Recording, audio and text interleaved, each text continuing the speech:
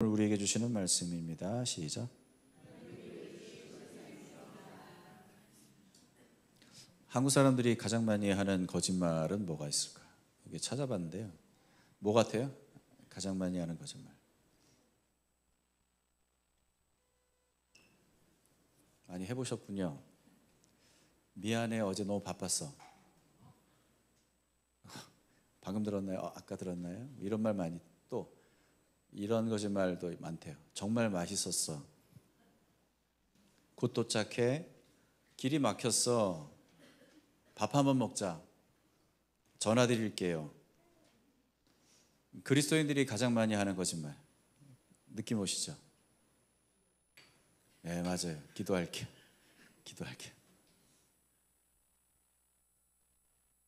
여러분 어떤 거짓말을 많이 하세요? 생각보다 우리는 거짓말에 대해서 되게 관대한 마음을 갖습니다. 왜냐하면 누구나 뭐 할 수 있는 거 아닌가, 뭐 그 정도야, 뭐 이런 생각들이 있는 것 같아요. 거짓말 정도는 귀엽게 봐줄 수 있겠다. 그런데 거짓말에 대해서 우리가 어느 정도로 관대하냐면 이제 그걸 알 수 있는 대목이 바로 여기인데, 오늘 우리가 읽은 이 본문을 보면서 이런 불편한 마음 안 느끼셨어요? 아나니아와 삽비라는 사람이 있어요. 이 사람들 어떻게 보면 좀 불쌍해 보이지 않습니까? 헌금 내고 죽은 사람이 최초로. 헌금을 차라리 안 냈으면 안 죽었는데, 근데 헌금을 내고 죽었어요. 아니 이게 죽일 일인가, 이런 생각 들지 않습니까? 거짓말 좀 했다고 사람을 죽이나? 하나님 너무하신 거 아니야? 지금 구약시대도 아니고 왜 이렇게 하셨을까? 이런 의문이 들잖아요. 왜 그래요? 우리가 거짓말에 대해서 갖고 있는 어느 정도의 그 관대함이 있는 거거든요. 그걸 심각하게 생각을 하지 않는 부분이 있어요. 그런데 이 성경에서 여기서 나타나는 거짓말은 좀 특징이 있습니다. 모든 거짓말이 다 그렇긴 하지만 거짓말은요, 거짓말 자체로 나타나는 게 아니라 거짓말에는 반드시 그 이면에 더 깊은 숨은 동기가 있다. 그래서 그 거짓말이 나타났다는 것은 왜 여러분 막 집에 어느 날 이제 여행 한참 갔다 하고 집에 딱 돌아왔는데 뭔가 악취가 난다 그러면 어떻게 해야 돼요? 이 무슨 냄새야? 그리고 집에 방에 들어가서 쉬세요? 아니죠. 이게 무슨 냄새야? 그럼 어떻게 해요? 찾아야지. 냄새의 근원을 찾아야지. 이 거짓말이 딱 그런 거거든요. 뭔가 거짓말이 나타나고 시작한다, 내가 거짓말을 하기 시작한다면 그 이면에 더 깊은 이면에 그것에 대한 어떤 근거가 되는 무언가가 내 안에 숨어 있는 게 있다라는 거죠. 이 거짓말은요, 그래서 그냥 내버려 두면 내 개인과 다른 사람과의 관계, 그리고 공동체와의 관계, 그리고 하나님과의 관계에 아주 문제를 일으킵니다. 어려움을 만들어냅니다. 하나님의 백성들이 삶의 방식을 믿음의 방식이라고 한다면 이 거짓말은 그와 대척점에 있는 잘못된 삶의 태도고 방식이라고 할 수가 있는 거죠. 그런데 우리는 그걸 너무 가볍게 생각하고 쉽게 생각한단 말이죠. 그러나 하나님은 전혀 다른 시각으로 이 문제를 바라보고 계신 것을 봐요. 그래서 우리는 이게 좀 불편한 거예요. 어쩌면 우리가 보지 못하고 있는 아주 이면의 그 숨은 동기, 이 아나니아와 삽비라가 하고 있는 그 거짓말 속에 숨어 있는 더 무서운 동기, 더 위협적인 동기를 찾아봐야 될 필요가 있을 거라고 생각을 합니다. 하나님은 이것 때문에 진지하게 이 문제를 심각하게 다루시고 이게 초대교회에 존재해서는 안 된다는 생각을 하고 계신 것 같아요. 그래서 모든 사람들이 이게 무엇인지에 대해서 명확하게 이해하고 이것이 공동체에 있으면 안 된다는 생각을 모두가 다 가질 수 있도록 하나님은 이 문제를 처리해 나가시는 것을 보게 됩니다. 이것은 우리에게도 아주 중요한 레슨이 될 거라고 생각합니다. 오늘 나눌 말씀은 크게 세 가지예요. 거짓말은 인간의 타락한 욕망과 밀접한 관계가 있다. 두 번째, 거짓말은 사탄의 전략 전술과 밀접한 관계가 있다. 그리고 그에 대한 하나님의 해결책은 무엇이냐? 거기에 대해서 이야기를 나누겠습니다. 제가 한마디로 말씀드리면 오늘 제목에도 좀 이상한 제목이지만 한마디로 거짓말은 인간의 욕망과 사탄의 전략의 콜라보레이션이다. 그렇게 볼 수가 있죠. 왜 그런가? 첫째, 이 거짓말 속에 숨어있는 인간의 욕망을 한번 우리가 살펴보겠습니다. 아나니아와 삽비라는 왜 헌금을 내면서 거짓말을 했을까요? 그 이유가 너무 궁금하죠. 그 어떤 배경적인 이유가 되는 어떤 내용이 바로 앞에 있습니다. 4장 32절에서 37절에 있습니다. 한번 같이 읽어볼까요? 같이 시작. 많은 신도가 다 한 마음과 한 뜻이 되어서 아무도 자기 소유를 자기 것이라고 하지 않고 모든 것을 공동으로 사용하였다. 사도들은 큰 능력으로 주 예수의 부활을 증언하였고 사람들은 모두 큰 은혜를 받았다. 그들 가운데는 가난한 사람이 한 사람도 없었다. 땅의 집을 팔아서 그 판돈 가져다가 사도들은 각 사람에게 필요한 따라 나누어 주었다. 키프로스 태생으로 레위 사람이요 사도들에게 바나바 곧 위로의 아들이라 뜻의 별명을 받은 요셉이 자기가 가지고 있는 밭을 팔아서 그 돈을 가져다 사도들의 앞에 놓았다. 제가 배경을 설명을 지난번에 드렸지만 이게 디아스포라 유대인들 아닙니까? 세계 각지에 흩어져서 살던 사람들인데 오순절을 지키려고 예루살렘으로 왔는데 거기서 예수님 만나고 인생이 바뀐 거죠. 나 이제 예수를 위해 살래. 하나님 나라를 위해 살래. 그리고 거기에서 이제 새로운 공동체가 시작된 건데 이 사람들 집은 다 다른 데 있어요. 그런데 지금 잠깐 여행하려고 온 거예요. 그런데 여기서 그들의 삶의 방향이 완전히 바뀌었는데 그러면 여기서 이 사람들은 누가 먹이고 누가 재우고 하죠? 예루살렘의 성도들이요. 그래서 그네들이 십시일반 자신들이 갖고 있는 것들을 내어놓고 자신의 재산을 내어놓고 그래서 그것을 나누어서 그러한 이제 성도들의 필요를 채우는 그런 유무상통의 공동체가 생겨버린 거예요. 그러니까 이러한 배경적인 상황이 있는 거예요. 자, 그런데 여기에서 유독 눈에 띈 한 사람의 이름이 나오죠. 바나바. 이 사람의 이름은 원래 요셉인데 이 사람은 별명을 갖고 있어요. 별명이 뭐예요? 바나바인데 바나바의 뜻은 위로의 아들. 위로의 아들이라는 별명을 갖고 있어요. 어느 정도로 사람들에게 잘하고 헌신하고 섬기고 사역했으면 이런 이름이 붙을까? 그렇죠? 위로의 아들. 이 사람만 나타나면 위로를 받아. 이 사람만 나타나면 격려를 받아.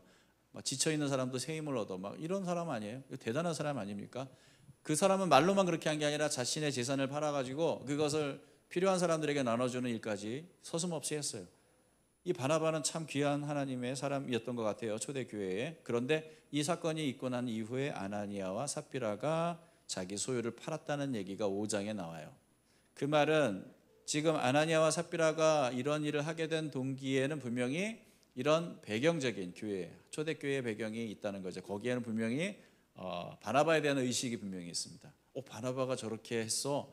사람들이 와 바나바를 칭송해. 나도 저렇게 한번 해볼까? 하는 생각이 분명히 있었죠. 그런데 문제는 뭐냐면은 이 사람들은 자기의 전 재산을 갖다가 하나님께 드리겠습니다 라고 해놓고 일부를 빼돌렸어요. 그래서 얼마를 감췄다는 얘기가 나와요. 아내도 같이 공모했어요. 그들이 거짓말을 한 이유가 뭐예요? 4절을 보면 베드로가 이렇게 지적을 합니다. 같이 한번 읽어볼까요? 그 땅은 팔리기 전에도 그대의 것이 아니었소. 또 팔린 뒤에도 그대 마음대로 할 수 있었던 거 아니었소. 그런데 어찌하여 이런 일을 할 마음을 먹었소? 그대는 사람을 속인 것이 아니라 하나님을 속인 것이요. 이 사람이 뭐 하나님을 속이려고 했겠어요? 그렇죠? 사람을 속이려고 한 거지. 사람들이 우리가 이렇게 하면 와, 이 사람 대단해. 자기 재산을 다 팔았어. 그러면서 야, 정말 대단한 사람이야. 제2의 바나바네. 막 이런 생각을 하지 않을까? 속이려고 한 거예요. 사람을 속이려고 한 거예요. 그 이유는 사람들에게 잘 보이려고 바나바처럼 사람들에게 인정과 사랑을 받고 싶어서 그 정도인데 근데 베드로의 해석은 달라요. 아니 너희들은 사람을 속인 게 아니라 하나님 속인 거야 라고 얘기를 하는 거죠. 왜 그래요? 지금 아나니아와 삽비라는 두 가지의 큰 문제를 갖게 되었어요. 첫째는 자기 중심성이라고 하는 문제죠. 자기 중심성이라는 문제. 하나님보다 자신이 얻을 영광에 관심을 둠으로 하나님을 무시한 거죠. 그렇죠? 자기 중심성이 드러난 순간이죠. 그 다음에 또 하나는 우상숭배라는 문제가 있어요. 왜냐하면 하나님보다 돈을 더 사랑해서 돈을 사랑하는 마음을 그대로 볼 수 있잖아요. 그래서 하나님을 또한 무시하는 거예요. 더군다나 이 두 가지 죄악을 어떤 방법으로 자행하냐면 헌금이라는 방법으로. 여러분 헌금에 대해서 알아야 돼요. 헌금이 뭐예요? 좀 더 설명을 드릴게요. 헌금은요, 하나님이 나에게 모든 것을 주셨습니다라고 하는 신앙 고백이에요. 내가 갖고 있는 모든 건 하나님이 주셨어요. 그래서 하나님께 감사함으로 하나님을 예배하는 행위가 바로 이 헌금이라는 거죠. 헌금은 예배예요. 쉽게 말하면 하나님께 감사할 이유가 하나님 앞에 이렇게 고백되어지는 거죠. 찬양으로 고백되어지면 그게 찬양이고 물질로 고백되어지면 그게 헌금이고 이 모두가 다 예배의 형태거든요. 그러니까 이게 예배의 아주 기본적인 자세예요. 모든 것을 누릴 수 있는 환경, 물질, 시간, 생명까지 내가 모든 만들어낸 게 아니고 하나님으로부터 받은 거잖아요. 그렇죠? 그걸 내가 누려서 활용해서 여기까지 오고 이것을 누리고 저것을 누린 거죠. 그러니까 내가 만들어낸 게 아니라 하나님이 주신 거니까 이거 진짜 하나님께 감사해야 돼. 그것을 내가 이렇게 누리고 살고 있잖아 라는 그 감사가 예배로 이어지는 거죠. 그 예배의 아주 중요한 동기인데, 헌금도 같은 맥락에서 하나님께 드려지는 예배입니다. 그런데 이 진정한 하나님을 향한 신앙의 고백과 예배의 방법을 이용해서 아나니아와 삽비라는 자기 중심적 욕망을 추구했어요. 예배를 이용해 자기의 영광을 추구했어요. 하나님의 영광을 가로챈 거예요. 단지 거짓말을 한 게 문제가 아니라 하나님의 영광을 가르치셔서 하나님보다 자기를 더 중요하게 여기고 더 드높였어요. 돈을 감추고 거짓말을 함으로 하나님보다 돈을 더 가치 있는 것으로 믿고 있게 되었어요. 이게 지금 이 사람이 저지른 아주 심각한 문제예요. 이게 좋은 예는 아닐 수도 있지만 한번 이렇게 생각해 볼게요. 여러분 결혼식을 해요. 그러면은 이제 축사를 친구한테 부탁을 했어요. 친구 뭐 축가를 하든 축사를 하든 할 거 아니에요? 근데 이 친구가 딱 마이크를 잡더니 뭔 얘기를 하냐면 자기가 이 결혼하는 신랑 신부에게 얼마나 좋은 친구지, 내가 얼마나 믿을 만한 친구인지, 내가 얼마나 또 유능한 친구인지, 얼마나 잘 나가는 친구지, 그걸 막 자랑하고 자기를 드러내고 홍보하는 거예요. 그리고는 결혼식장 입구에다가 자신이 판매하는 물건을 진열해 놓고 만약에 그것을 판매한다고 생각해 보세요. 이 결혼식을 이용해서 내가 한번 한몫 잡아보겠다, 고객을 확보해 보겠다, 뭐 이런 생각을 하고 있다면 이 사람 진짜 신랑 신부에게 신뢰되는 일을 한 거예요. 이 결혼식장의 주인공은 누구예요? 신랑 신부잖아요. 근데 그들에게 돌아갈 관심과 찬사와 영광을 자기가 홀로 받는 거죠. 여러분, 그래서 결혼식 갈 때 무슨 옷 입으면 안 돼요? 흰 옷 입으면 안 되잖아요. 여러분 무슨 옷 입어야 돼요? 칙칙한 옷, 검은 옷. 왜? 누가 돋보이라고? 신랑 신부가 돋보이라고. 그 생각 없으면 이게, 그렇죠? 우린 그렇게 하지 않잖아요. 근데 지금 뭐가 문제인 거예요? 이 아나니아와 삽비라는 헌금, 예배라는 방법, 정말 오롯이 하나님께만 영광을 돌려야 하는 이 시간과 이 과정과 이 방법을 통해서 자기의 영광을 추구하고 있는 거예요. 얼마나 이 무서운 일입니까? 아, 야, 참 나쁜 사람들이네. 그렇게 생각하지만 사실 이건 우리도 범할 수 있는 실수예요. 우리에겐 그런 거 없는 것 같아요. 여러분, 대표 기도할 때 내가 얼마나 기도를 잘하는 사람인지 보여줘야 되겠다는 부담감 혹시 있으셨어요? 내가 기도를 이게 여기서 막 뭐 이상한 소리 하면 안 되니까, 그럼 사람들이 나 이상하게 볼 테니까 저 사람 기도 잘한다 하는 말 듣고 싶은 마음에 여러분 기도해 본 적 있어요? 솔직히 대표 기도를 안 해봤어요? 찬양인도 우리 오영문 집사님은 절대 그렇게 안 하실 거라고 믿고 생각하지만, 내가 얼마나 찬양인도를 잘하는지, 내가 막 기도 찬양인도 시작하면 막 기름 부으심이 임하고 사람들이 와, 우리 집사님밖에 없어, 내가 이런 얘기를 좀 듣고 싶다라는 마음을 갖고 찬양인도를 하게 될 수 있을까? 가능해요. 저도 옛날에 찬양인도를 해봐서 알아요. 저는 설교자잖아요. 목회를 하면서 설교를 하는데, 설교할 때 목회자가 빠질 수 있는 함정은 뭐냐면 하나님의 말씀을 전하고 하나님의 뜻을 이루는 과정에서 집중하지 않고 내가 어떻게 하면 성도들에게 더 은혜를 끼칠까. 그래서 막 성도들이 막 목사님 설교 은혜 받았어요 라는 말을 들으면 전 그 얘기를 들으면 내색도 안 하면서 속으로 되게 기뻐하는 그런 시절도 있었던 것 같아요. 그래서 어떻게든지 이 설교 준비하면서 어떻게 하면 성도들이 은혜를 받을까. 그러니까 이게 되게 순전하지 못한 동기로, 우리 목사님 역시 설교 잘해, 이 말 듣고 싶어서. 여러분, 이거 하나님의 귀한 일을, 하나님께 영광 돌려야 될 이 귀한 방법을 가지고 내 영광 챙기고 있는 거 아닙니까? 가정교회를 섬길 때도 마찬가지예요. 우리 교회 가정교회가 더 좋은 가정교회라는 얘기를 들어야 되겠어. 우린 그래서 이것도 하고 저것도 하고만, 그런 분들이 계시다는 건 아니지만, 여러분 만약에 그렇게 우리가 한다면 그건 역시 하나님의 몸된 교회를 이용해서 자기의 영광을 드러내는 거죠. 여러분, 우리도 모르게 영광의 무게를 하나님으로부터 인간에게로 옮겨버릴 수 있어요. 그럴 가능성이 다분한 존재들이 바로 우리들입니다. 그렇게 보면 아나니아와 삽비라가 우리와 별반 다르지 않아요. 우리가 이런 자기중심적인 욕망을 탐할 때 어떤 위험에 노출되는 줄 아세요? 그게 두 번째로 우리가 봐야 될 거예요. 그건 사탄의 전략과 전술에 우리가 휘말리게 된다는 얘기예요. 3절을 보시면 한번 같이 읽어볼까요? 시작. 그때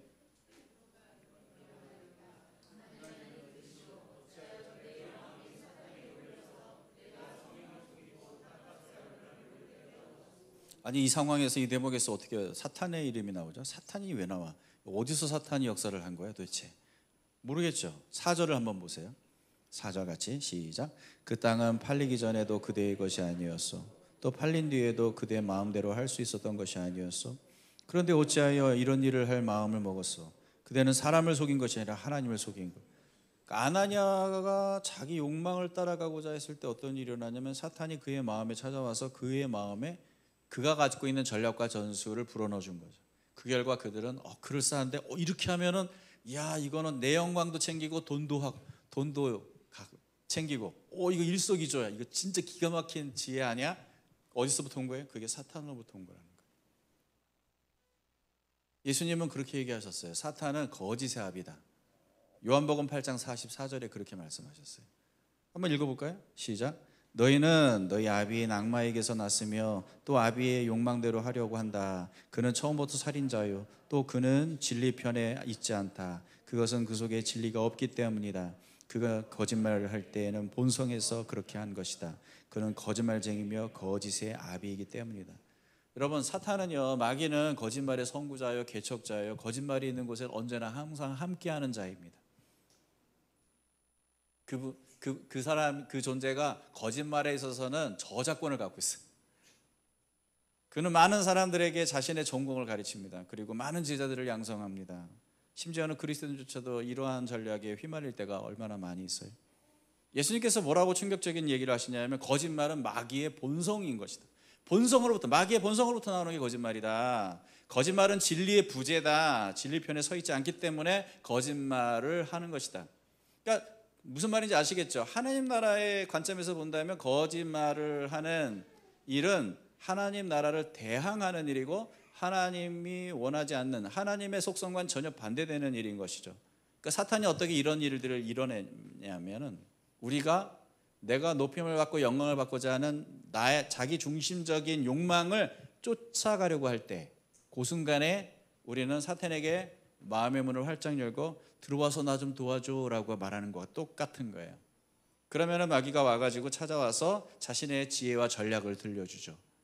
그러면은 그럴싸하거든. 그때부터 찾는 게 뭐예요? 그러니까 생각해 보세요. 여러분이 거짓말을 하게 되는 순간이 온다면은 어떤 상황이에요? 되게 자기 중심적이고 자기의 영광을 추구하는 순간일 수 있어요. 그럴 때 마귀가 여러분에게 아이디어를 주는 거예요. 근데 그게 좋은 것은 아니에요. 그것을 우리가 수용하잖아요. 그리고 따라가잖아요. 그때 마귀는 여러분을 사로잡아요. 지배해요.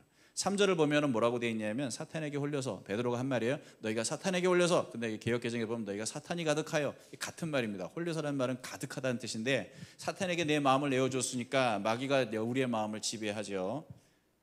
마귀에게 우리가 어쩔 수 없이 끌려가는 게 아니라 기꺼이 내 욕망을 위해 마귀의 전략을 수용한 거라고요.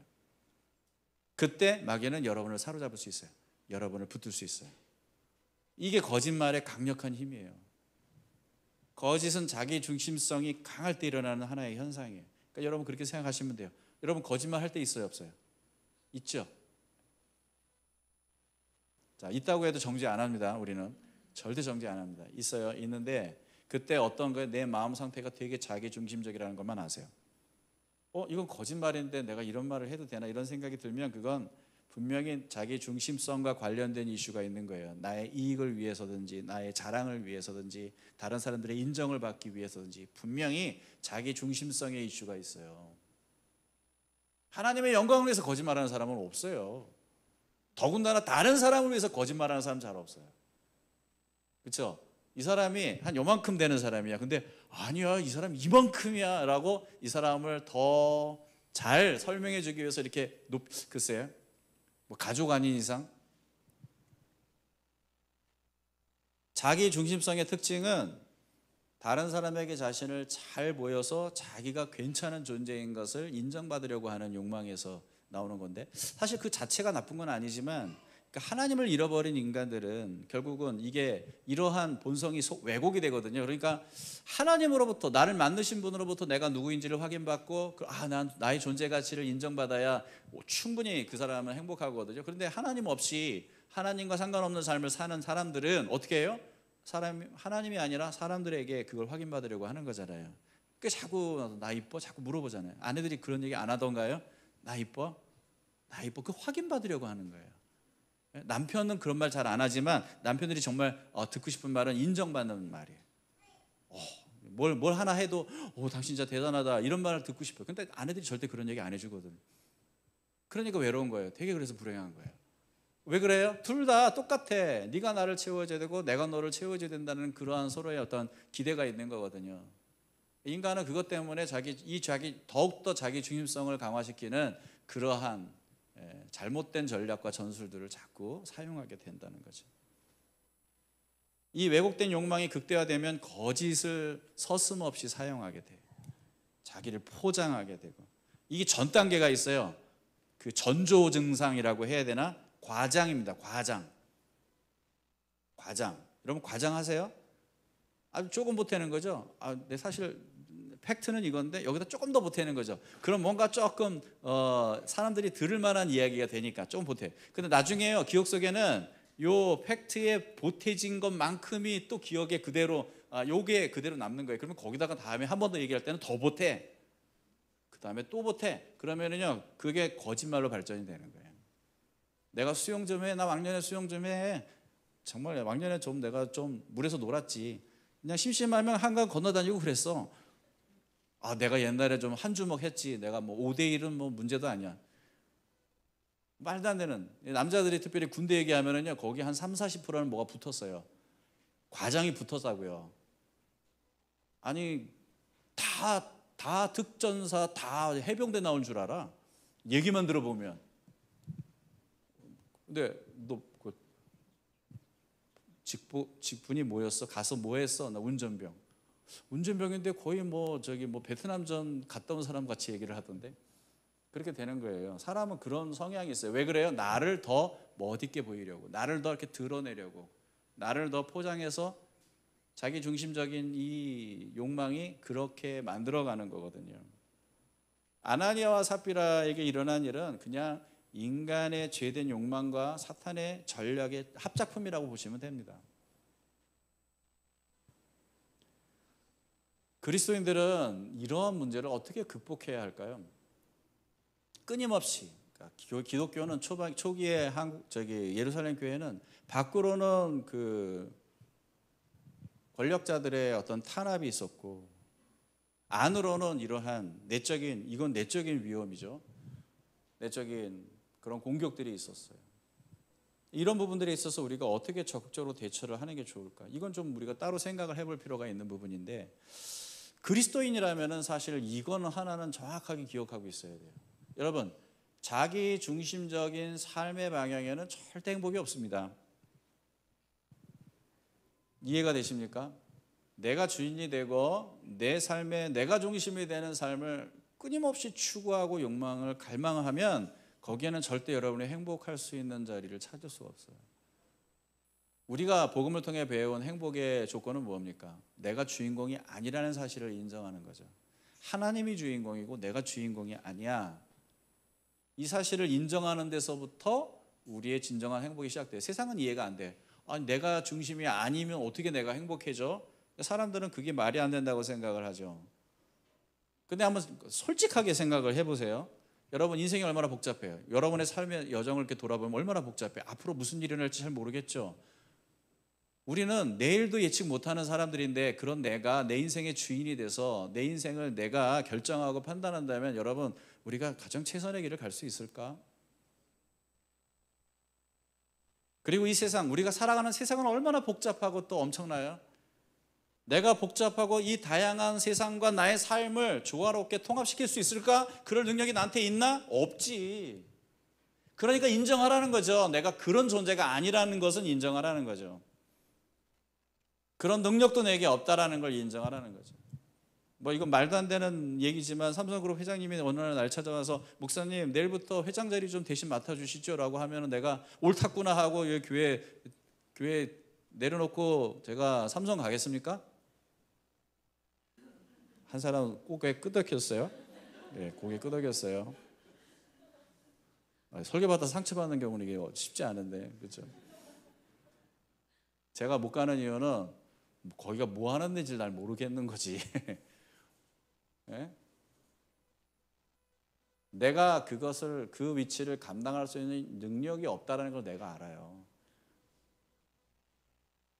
여러분의 삶의 주인은 여러분이 아니에요.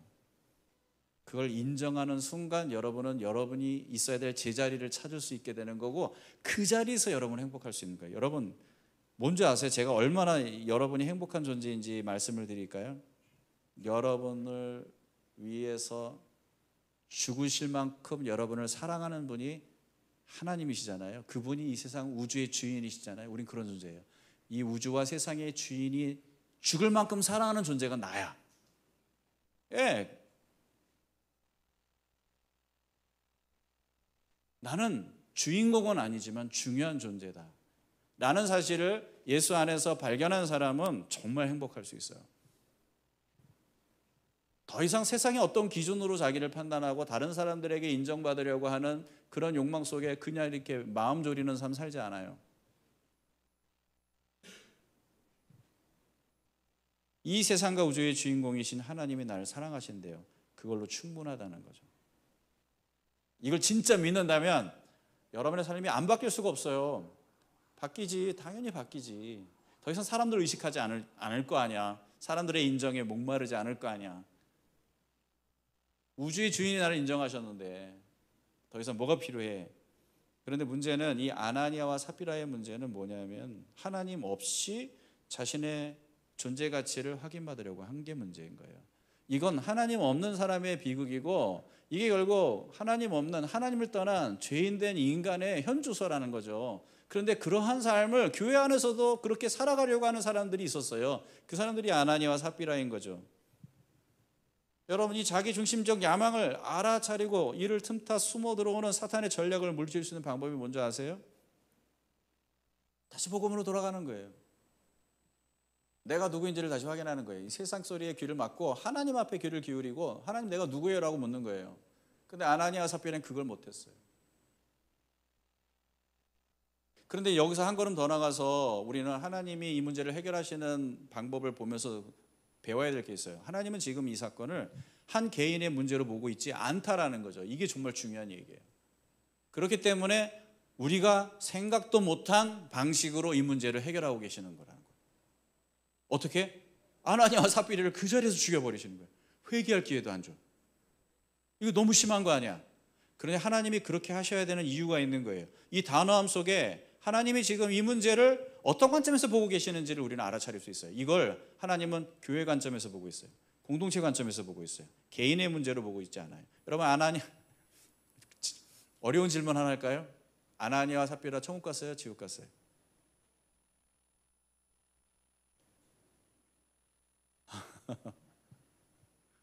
정답은 몰라요. 지금 이 사건은 그 문제가 아니라고. 개인이 천국 갔냐 지옥 갔냐, 개인의 신앙의 옳고 그름을 판단하는 문제가 아니라 지금 하나님은 이 문제를 공동체적 관점에서 보고 있어요. 왠지 아세요? 이 본문을 보면은 이 사건 때문에 일어나게 되는 반응, 결과가 있는데 두 번 나와요. 5절에 나오고 11절에 나오는데, 그때 뭔 얘기를 하면 사람들이 그 소문 때문에 두려워하였다. 사람들에게 교회와 모든 사람들에게 큰 두려움이 임했다, 이렇게 얘기하거든요. 두 번 나오는데 이게 하나님이 원하시는 거였어요. 무슨 말인지 아시겠습니까? 이 사건은 전적으로 하나님 공동체, 교회에 유익이 되는 방향으로 처리하신 하나님의 일이에요.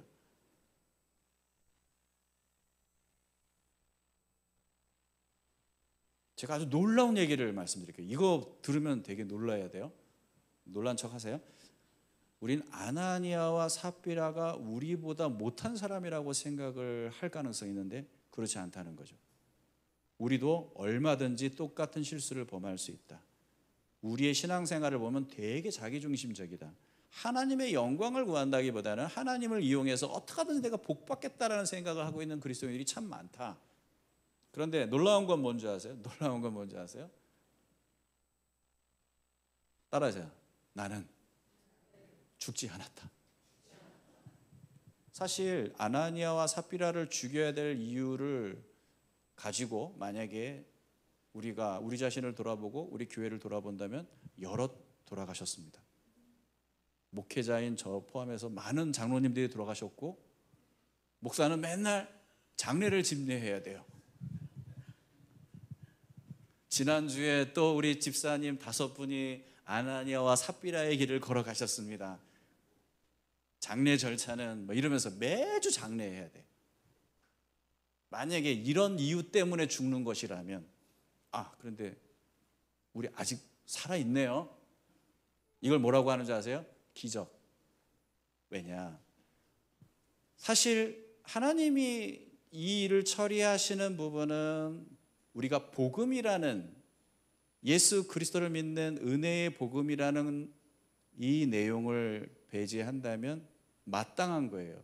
하나님을 무시하고 하나님의 영광을 가로챈 인간, 하나님을 반역하고 철저하게 자기 중심적인 삶을 추구하는 인간의 결말은 죽음인 건 너무 당연한 거예요. 그런데 우리는 그 사이에 이 죄의 문제를 해결하신 예수 그리스도를 믿는 믿음이 있다는 걸 알아요. 예수님이 없었다면 이건 우리의 현실이고 미래인 거죠. 그러니까 거짓말이 별거 아니라고요? 아니요. 여러분, 죄의 많고 적음이 문제가 아니에요. 유무가 문제예요. 코로나 바이러스 나 한 10마리 갖고 있어. 나 괜찮지? 뭐가 괜찮아? 격리. 그렇죠? 100마리 갖고 있는 사람이나 10마리 갖고 있는 사람이나 똑같아요. 죄에 감염된 건 똑같아요. 죄는 크고 작음의 문제가 아니라 있고 없음의 문제란 말이에요. 이게 사실은 죄를 처리하는 원래의 방법이라는 거예요. 근데 내가 지금 살아있어. 나는 여전히 하나님 앞에 용납받고 있고 하나님의 거룩한 공동체의 일원일 수 있는 이유는 전적으로 이 죄의 문제에 대한 대가를 하나님의 아들 예수 그리스도께서 지불을 하셨기 때문인 거죠. 그러면 아나니아와 삽비라는 왜 죽었냐? 이거는 전적으로 개인의 구원의 문제가 아니라 하나님 공동체의 문제 때문이라는 것을 우리는 알 수가 있어요. 여러분, 성경에 보면은 여러 가지 특별한 사건들이 나오는데 어떤 사건들은 우리가 보편적으로 우리 모두에게 적용할 수 있는 것일 수 있어요. 근데 어떤 건 적용하면 안 되는 것들이 있어요. 이걸 구분할 줄 알아야 돼요. 예를 들면은 이 초대교회에 일어난 여러 가지 사건 중에 몇 가지는, 이거는 초대교회의 그 특성 때문에, 그 시기 때문에, 그 특수한 상황 때문에 생겨난 것이기 때문에 그것을 우리가 바라볼 때 이건 다 우리에게 적용되어야 돼, 이렇게 보는 게 아니라 그 특수한 상황 속에서 하나님이 이런 일을 하신 이유가 뭘까를 생각을 하고 그 원리를, 그 하나님의 뜻을 우리가 적용해야 하는 부분이 있어요. 예를 들면은 초대교회에 성령이 임하셔가지고 다방언 했어요. 우리 다방언 안 하잖아요. 그럼 우리 문제 있는 거예요? 우리 문제 있는 그리스도인 방언 안 하니까? 성령님이 우리 안에 임하셔면 방언을 해야 되는 거 아니야? 근데 왜 방언 안 해? 이걸 만약에 보편적인 문제로 우리가 가져온다면 방언 안 하는 사람은 구원받은 그리스도인 아니야라는 주장을 하게 되죠. 진짜 이렇게 하는 사람, 어떤 과거에 그런 분들도 계셨지만 그건 문제가 있는 거예요. 왜냐하면 방언 못하는, 나는 신실한 그리스도인 많이 알고 있어. 역사적으로도 위대한 사람들이 방언 못하는 사람들도 많아. 그러니까 방언이 어떤 절대적인 보편적인 기준과 척도가 돼서 모든 사람에게 적용해야 되는 부분이 아니라는 거지.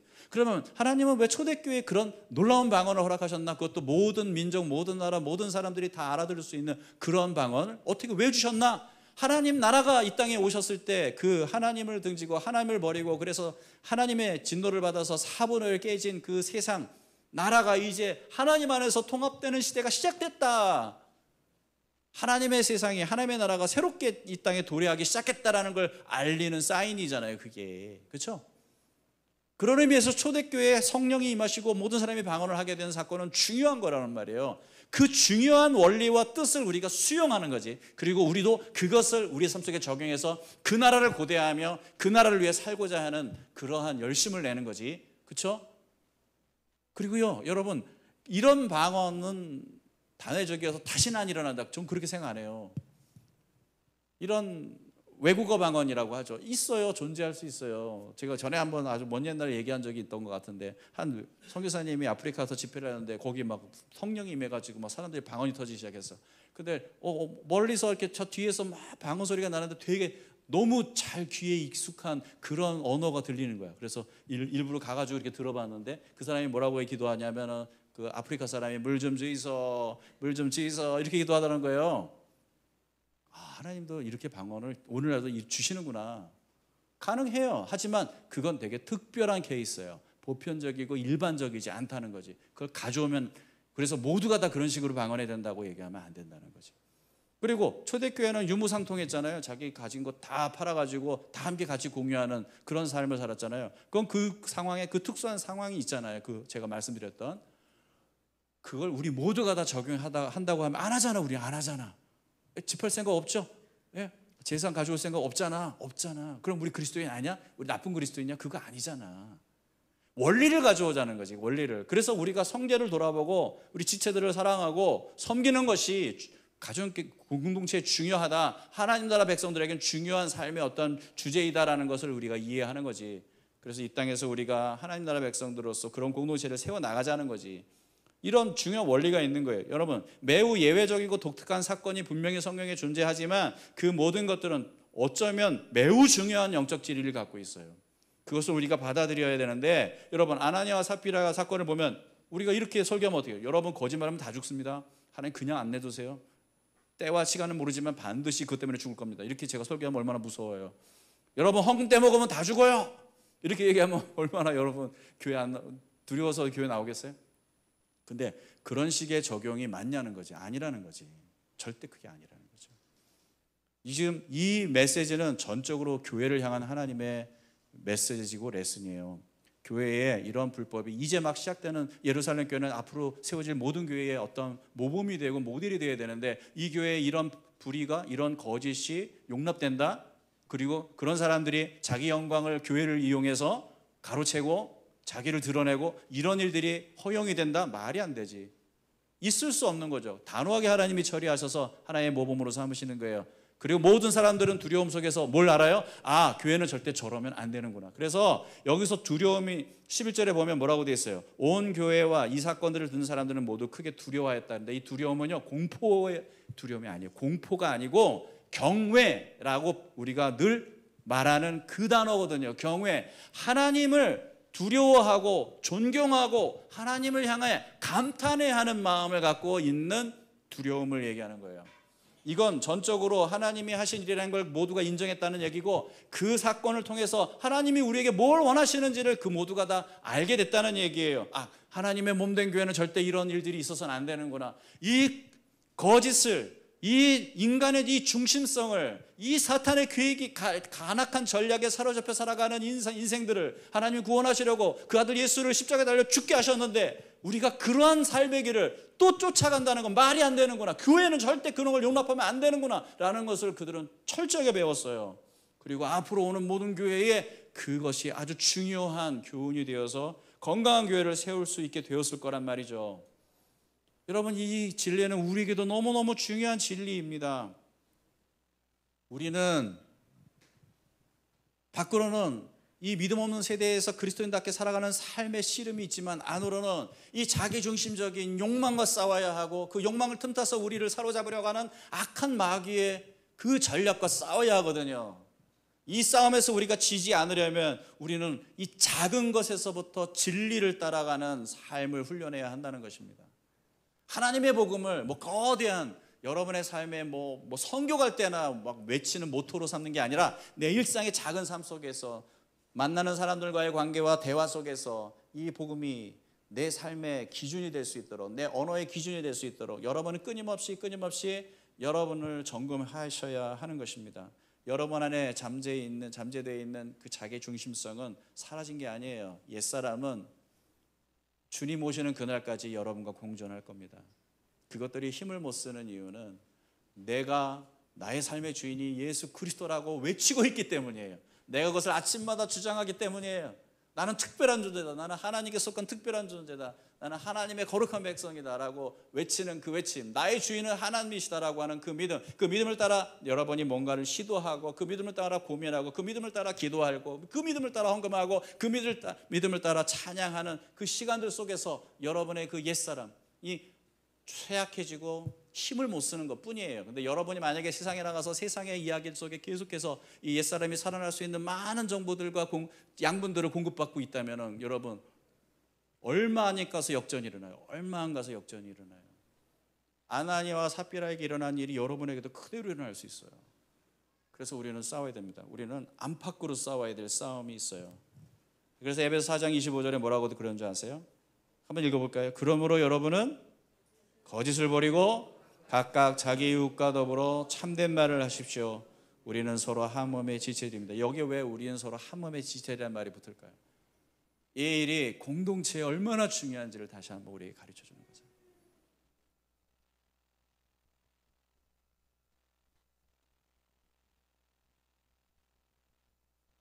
진리와 거짓은 절대 공존할 수 없습니다. 빛과 어둠은 절대 사귈 수 없습니다. 그런 일들이 가능한 것처럼 느껴지는 순간이 온다면 여러분 그건 뭐예요? 우리의 욕망을 틈타서 마귀가 여러분 안에 역사하고 있는 순간들인 거예요. 싸워야 돼요.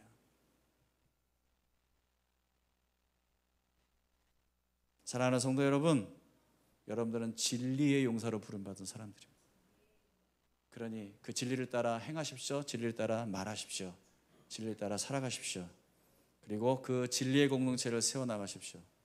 하나님이 영광을 받으시고 우리의 참된 주인이 누구신지를 세상에 알 수 있도록 그렇게 살아가는 은혜가 저와 여러분의 있길 주의 이름으로 축원합니다. 찬양하겠습니다.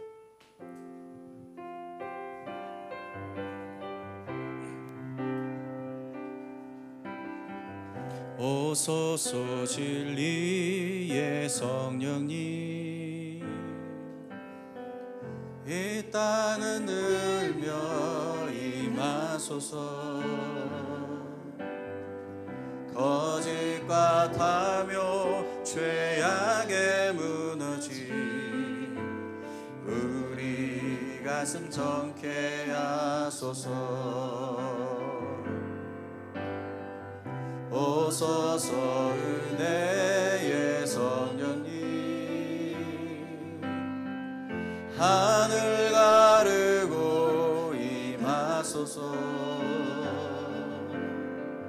거룩한 불꽃 하늘로서 임하사 타오르게 하소서 주 영광 위에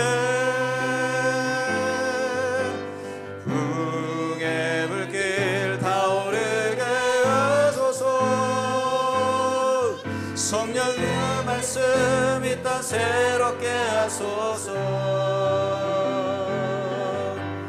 은혜의 강물 흐르게 하소서 성령의 바람 이 땅 가득 불어와 이도 입은 주의 순결한 뱃속 주의 영광 위에 이제 일어나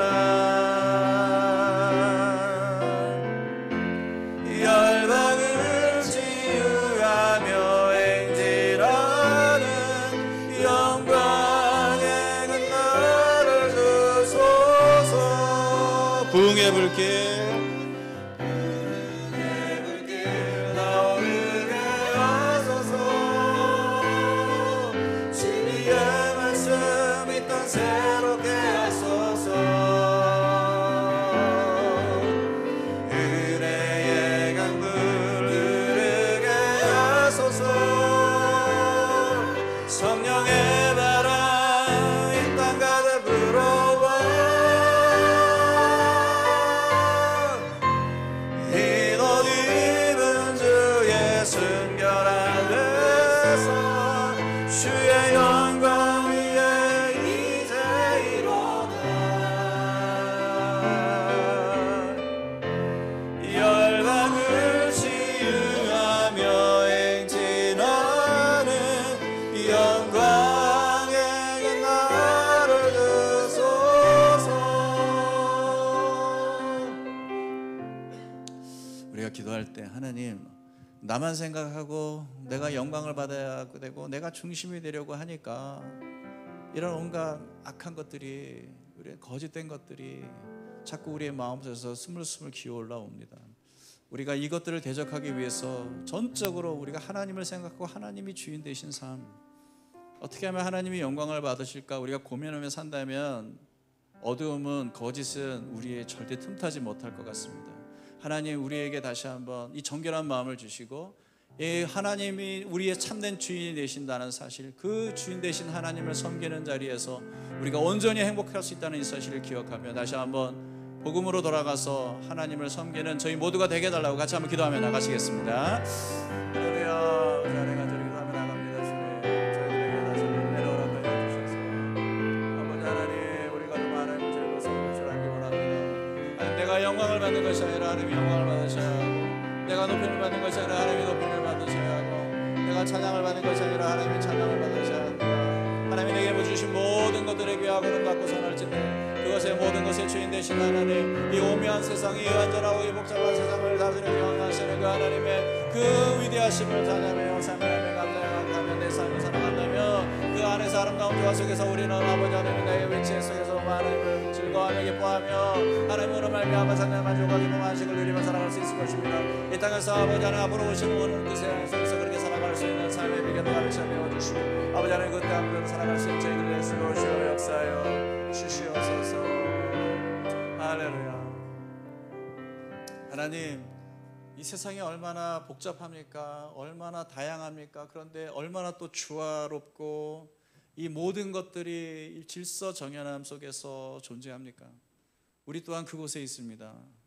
이것이 어떻게 우연의 산물이겠습니까? 하나님이 계시고 하나님이 이 모든 것들을 다스리시고 통치하시니 이렇게 우리가 모든 것을 누리고, 그래서 하나님께 이렇게 감사하며 예배할 수 있게 되는 것 아니겠습니까?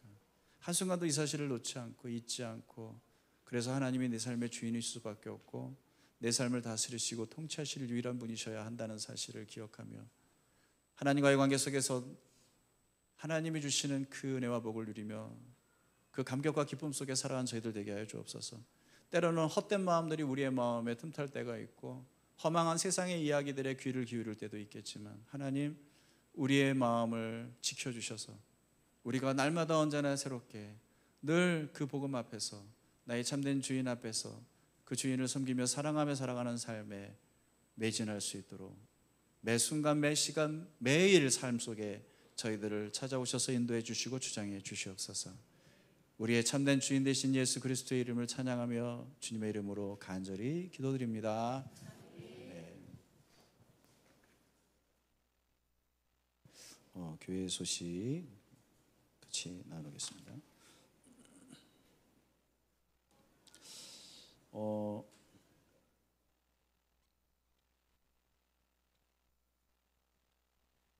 중요한 광고가 하나 있긴 한데요. 어떤 거냐면 그 10월 26일에 그 시작되는 그 주기도와 영성 훈련, 수련, 개론 훈련이라는 게 있습니다. 그 하나복에서 진행하는 훈련인데, 이 훈련에 이제 참여를 할 수 있는데 어떻게 해야 되냐면, 이제 교회에서 이제 교회가 이제 추천하는 사람들을 명단을 전달하고, 그러면은 이제 저희 교회를 이렇게 한 소그룹으로 묶어 줄 수 있어요. 그래서 이제 뭐 저나 이제 누가 조장이 돼서 같이 소그룹으로 같이 이렇게 훈련을 받는 것이죠. 그러니까 지금 우리가 주기도문으로 기도하는 법에 대해서도 이전에 설교했었고 훈련도 여러 번 했었고, 이제 이 하나복에서 진행하는 이 훈련이 여러분에게 도움이 될 것 같아서 여러분에게 좀 참여를 말씀드리는데, 대상은 더드림교회 언약가족들입니다. 하지만 언약가족이 아니어도 참여를 희망하시는 분들은 저에게 얘기를 해주세요. 그러면 저희 교회에서 이런 몇 명 이렇게 참여할 예정입니다. 이제 제가 이렇게 본부에 연락을 드리면 거기서 이제 강좌를 개설을 해 주실 건데, 뭐 전국에 여러분들이 이렇게 참여를 하는데, 저도 계속 지금 한 2차례 참여했었고 되게 좋아요. 여러분의 기도의 삶이 되게 풍성해질 겁니다. 그래서 여러분에게 적극 추천해 드리고요. 운영 방식은 온라인으로 합니다. 그리고 강사는 우리 김용국 목사님, 우리 지난번에 우리 수련회 때 와서 말씀 전해 주신 우리 하나복 DNA 네트워크 대표이신 김형우 목사님이 강의를 해주세요. 그래서 그리고 이제 딱 한 번 현장 강의가 있는데 그건 이제 12월 7일 날 토요일 오전 10시 이제 용인의 나들목 영성센터라는 곳이 있는데 거기서 한번 하게 됩니다. 신청을 희망하시는 분들은 저에게 말씀해 주시고 언약 가족들은 필참입니다. 오늘 여러분 맛있는 음식을 이렇게 준비해 주시느냐고 애를 쓰고 계십니다. 뭐 겸하여서 말씀드리면 오늘부터 2부 예배 후에 찬식을 갖습니다. 식사하시면서 좀 풍성한 교제를 나누시면 좋을 것 같습니다. 모임 안내입니다. 오늘 헌신가족 모임 오후 2시에 있고요. 다음 주는 언약가족 예배가 오후 2시에 있습니다. 언약가족들은 다 참여해 주시면 감사하겠습니다. 또 중요한 광고가 하나 있습니다. 그것은 우리 영상을 먼저 보고 하나요? 맞아요? 네, 영상을 먼저 보고 하도록 하겠습니다.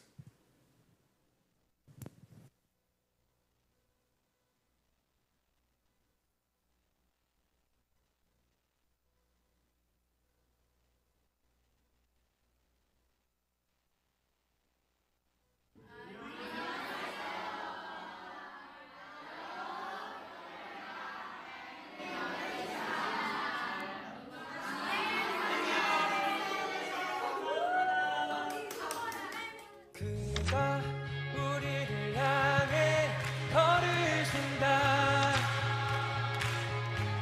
자랑스런 백성들아 새 옷을 입고 기뻐하라. 그가 우리에게 평화를 주신다. 주의 사랑에 감격하여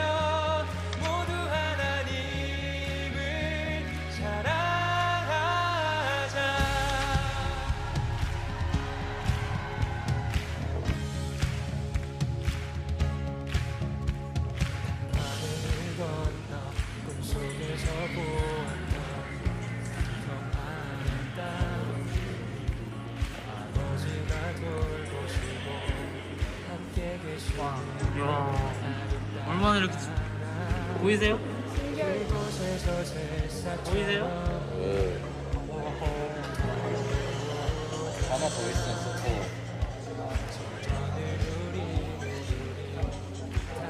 중요 나 스코어 썼다 받음. 아 근데 여기서 검색 뜨는 거 맞아? 그곳에서 새싹처럼 돌아가 성전을 누리는 진짜 내 각도 지금 장난 아니야. 실제로 힘들기만 해. 행복하지 않아? 하이드는 기분이 너가 이렇게 하는 게 해야지. 윤수야 어때? 재밌어? 아니요? 재밌다고? 어디로 가고 있는 거예요? 어디를 찾아 이렇게 헤매고 있는 거죠? 저기 여기 목사님을 구하겠다. 네. 바람분 어떻게 처음 페인트지 재밌으십니까? 아 재밌겠어요? 그런데 생각보다 되게 열심히 하시는데요? 아니 다 저녁밥을 먹기 위해. 아 저녁밥 먹기 위해서 하고 계시는 한목쌤입니다.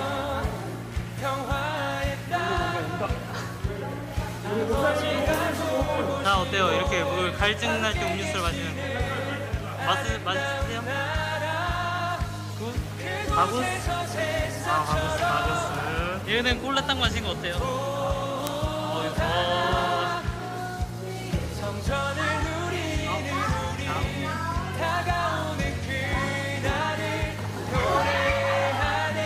그가 우리를 향해 걸으신다. 자랑스런 백성들아 새 옷을 입고 기뻐하라. 그가 우리에게 평화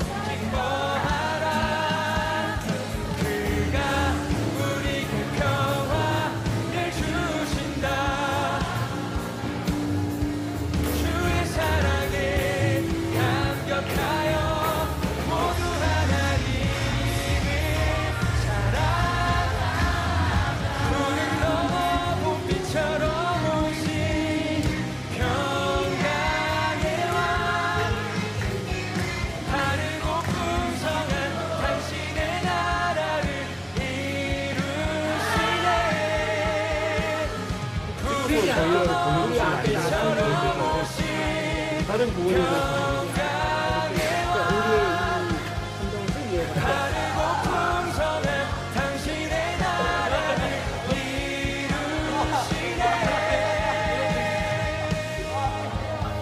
그가 우리를 향해 걸으신다. 하나, 사랑스런 백성들아 모두 하나님을 사랑하자.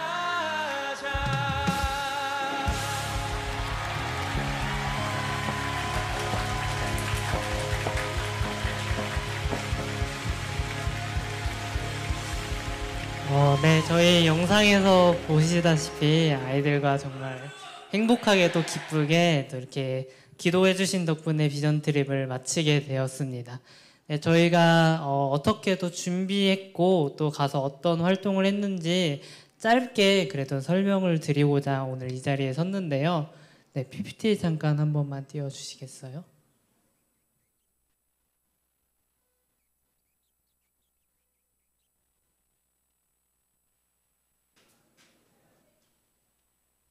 네, 그냥 이렇게 스크롤로 내려주시면 될 것 같습니다.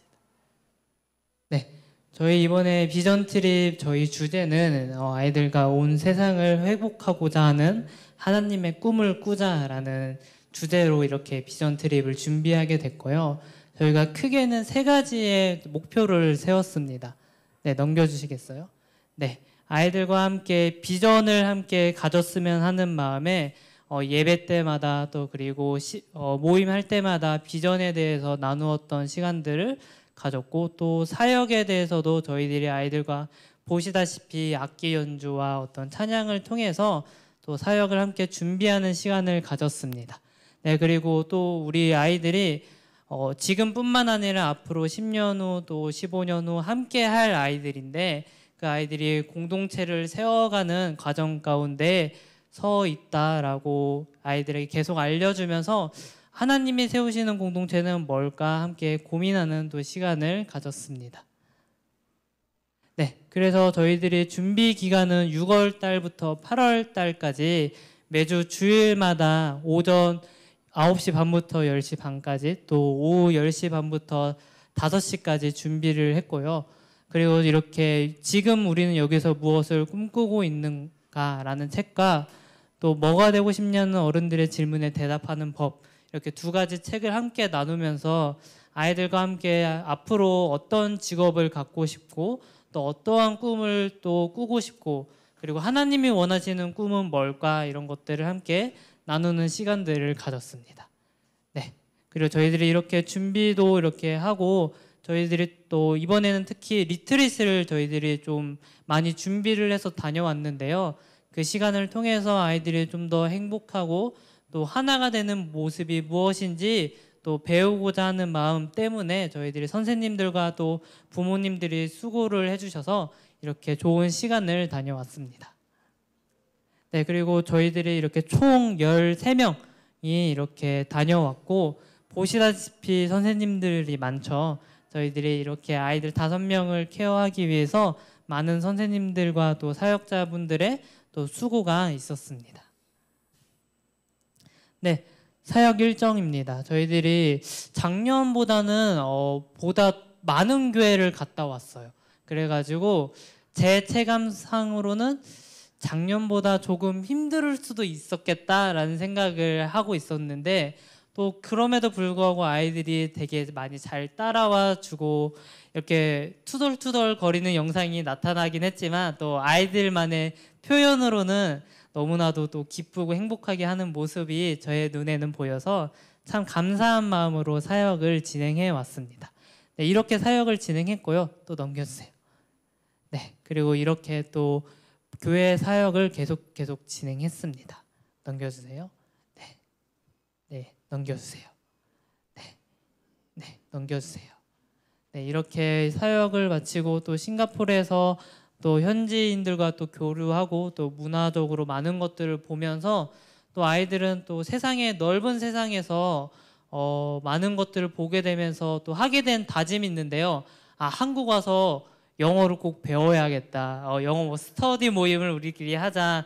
아이들이 뭐 배에서 갑자기 영어 학습지를 꺼내서 영어 단어를 외우기를 시작하더라고요. 그래서 한국에 와서 그 결심이 지금까지 이어지고 있는지는 부모님들만 아시겠지만, 네, 또 다른 아이들의 꿈과 또 도전 의식을 또 배웠던 것 같습니다. 네, 넘겨주세요. 네, 이렇게 저희들이 짧게 점심 식사가 있으니까 짧게 저희들이 진행하려고 하고요. 그리고 마지막으로 이 자리에 빗대서 기도 부탁을 하나 드리고자 하는데요.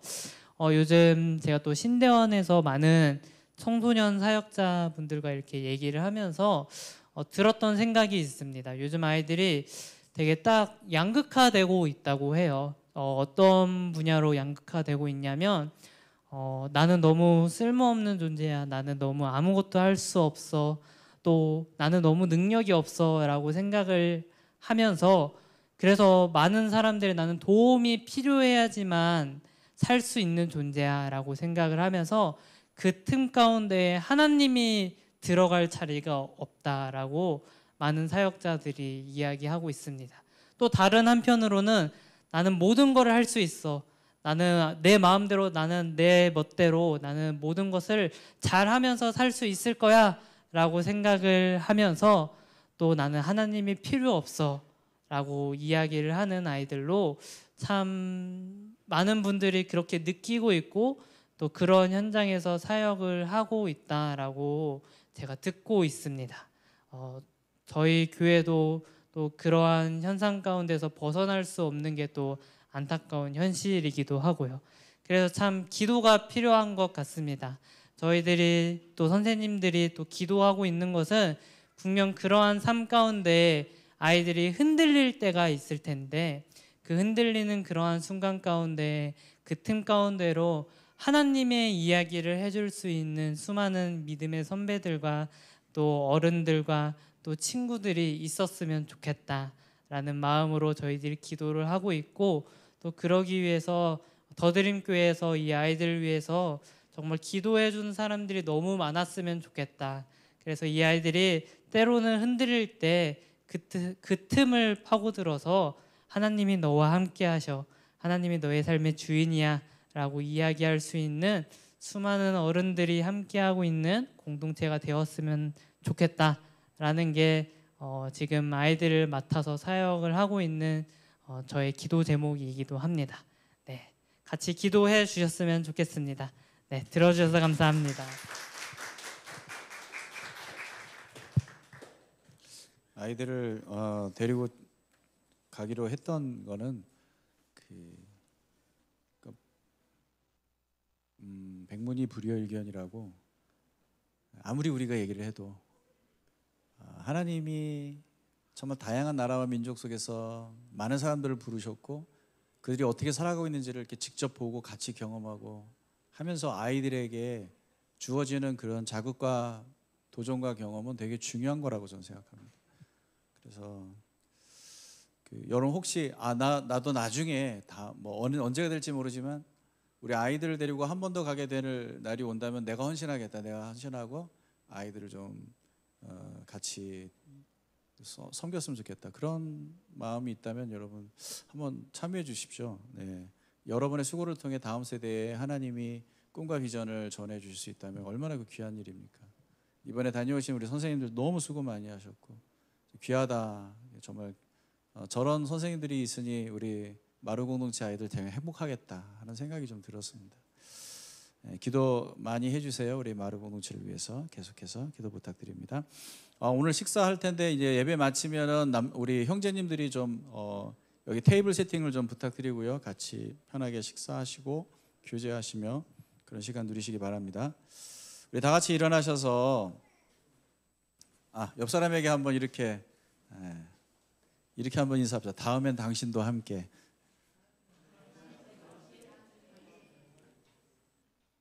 아멘. 다 같이 우리 사도신경 신앙고백 한번 드리겠습니다. 힘차게 시작. 나는 전능하신 아버지 하나님 천지의 창조주를 믿습니다. 나는 그의 유일하신 아들 우리 주 예수 그리스도를 믿습니다. 그는 성령으로 잉태되어 동정녀 마리아에게서 나시고 본디오 빌라도에게 고난을 받아 십자가에 못 박혀 죽으시고 장사된 지 사흘 만에 죽은 자 가운데서 다시 살아나셨으며 하늘에 오르시어 전능하신 아버지 하나님 우편에 앉아 계시다가 거기로부터 살아있는 자와 죽은 자를 심판하러 오십니다. 나는 성령을 믿으며 거룩한 공교회와 성도의 교제와 죄를 용서받는 것과 몸의 부활과 영생을 믿습니다. 아멘.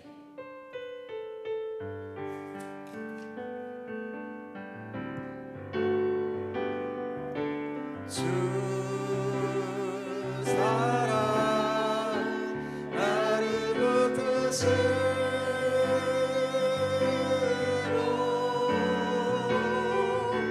주 곁에 날 이끄소서.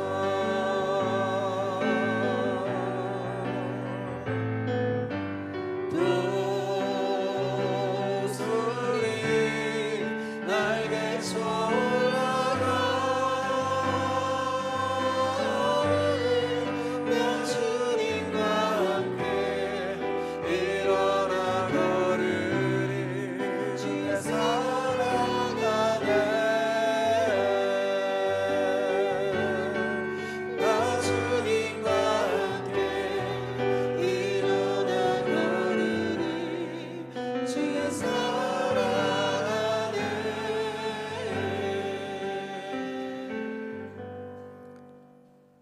하나님을 나의 주인이라 믿고 섬기는 하나님의 백성들이 주님 앞에 드리는 예배를 주께서 기쁘게 받으신 줄 믿습니다. 우리가 드리는 예물과 우리의 시간과 우리의 마음과 중심과 고백을 기억하시고 저들의 삶 속에서도 온전히 하나님만 주인 되셔서 다스리시고 복 주시고 축복하시고 인도하시는 귀한 삶 되게 하여 주옵소서. 이제는 우리 주 예수 그리스도의 은혜와 하나님 아버지의 사랑과 성령의 교통하심이 우리 머리 숙인 더드림의 모든 형제 자매들 위해 삶의 여정 가운데 영원히 함께 있을지어다. 아멘.